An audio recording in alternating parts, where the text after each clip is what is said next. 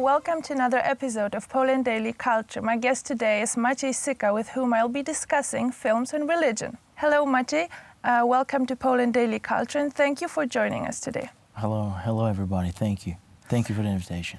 So, you studied abroad, you studied in Australia, and you lived in the States, is that correct? And do you live in the States now, or do you live in Poland, and what is it that you do?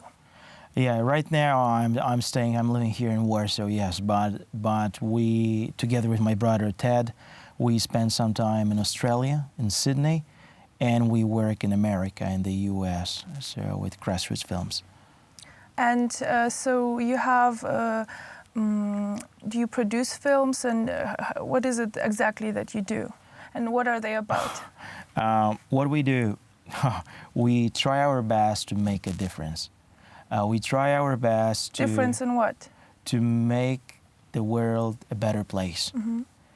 It all started on 9/11 in 2001, when our friend Charles Kainan, he was on that day on Twin Towers, and at the age of 19 he survived. So the whole bunch of brothers, the whole bunch of friends, we asked the question, why he survived, what's the meaning of life. And 1 year later, we met Pope John Paul II in Toronto, in Canada.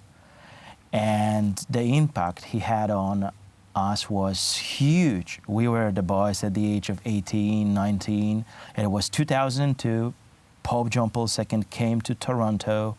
And I never forget it, when the guys from TVN appeared there with their camera, and everybody was moved. People were moved because Pope John Paul II was the old guy, and he came to Canada, and it was packed everywhere. The streets were packed. So World Trade Center was #1. World Youth Day in Canada, in Toronto, was #2. Those two factors made an impact on us, and after those events, we started producing films. We established a company called Grasroots Films in Brooklyn, New York. So what was the first film that you made? The first film was God in the Streets of New York City. It was a short documentary film produced by Joseph Campo. Joe used to work for years with the poorest of the poorest in New York City, so he had an experience. He knew how the streets of New York City looks like, because when you go in the streets of New York City, you see shops, you see restaurants, but you forget about the inner side of the city. Of the people who has no families, of the people who have no families, who are from the broken families. So we produced a short film called God in the Streets of New York City. The film showed the procession of Corpus Christi in the New York City. It was a 2-minute documentary film showing Franciscan friars of renewals with the Holy Sacrament in the streets of New York City. So people stopped in the streets. I think that they had some special moments, special turning points in their lives. You can see the film on the YouTube, and I don't remember, but thousands of the DVDs were spread all over the world. We cannot forget that it was 2005, so the DVD still existed at that time. Maciej Syka, a film producer associated since 2008 with the Grasroots Films studio from New York, responsible for worldwide distribution and screenings of The Human Experience and Outcast's Grey Angels. Privately, he graduated from economics at Academies Australasia in Sydney, Australia. And then after this one, how many more films did you make, and what were they about? Do you also make films about Poland, or? Yeah, number two, definitely. The film number 2 was Fishers of Man. The bishops of the United States of America, they asked Grasroots Films to produce the film about the vocation, how one can become a priest. Is it a real adventure? It's something boring, you don't want to be a part of it. Was it also made in the States? Yeah. So they sent a script to Joseph Campo. Joe read the script and he could not believe what they want to produce. Said, no way, we never do the thing. So he responded to the bishops, give me some time and we will write the script. So Grasroots Films made one boy who was in a car on a highway, driving a car, coming back to his church, coming back to his seminary.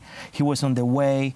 It was the the night before the storm, and in one moment the priest saw a car accident. So he left his car and he started running to the victim of the car accident. So in this film, Fishers of Man, the priest is being shown like a hero, that you stay with the people who need support, you stay with the people who suffer. Fishers of Man was a big success all over the world because it did not show the priest as a guy who wear a golden ring, who wear a nice black clothes. It did not? No. It shows the priests who are with the people who suffer. And I think this is the meaning, this is the real origin of the priesthood. Yes, because many people think that priests drive Bentleys and wear gold, right? And yeah, we all know that it happens from time to time, but for example, the ones who were just next to the victims of World Trade Center were the Franciscan Friars of Renewal. You had in the streets both firemen, fire brigades, and the friars, and the Franciscan Friars of Renewal.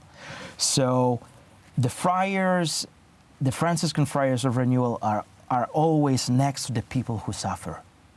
They are very humble, they are very simple, and this is why America loved them. You can find the guys, you can find the musicians. I don't know, the guitarist from the Bruce Springsteen band joined the community of the Franciscan Friars of Renewal, many celebrities, many ex-sportmen, because they see the real passion there, the passion for life and mercy. So the Fishers of Man was definitely number 2.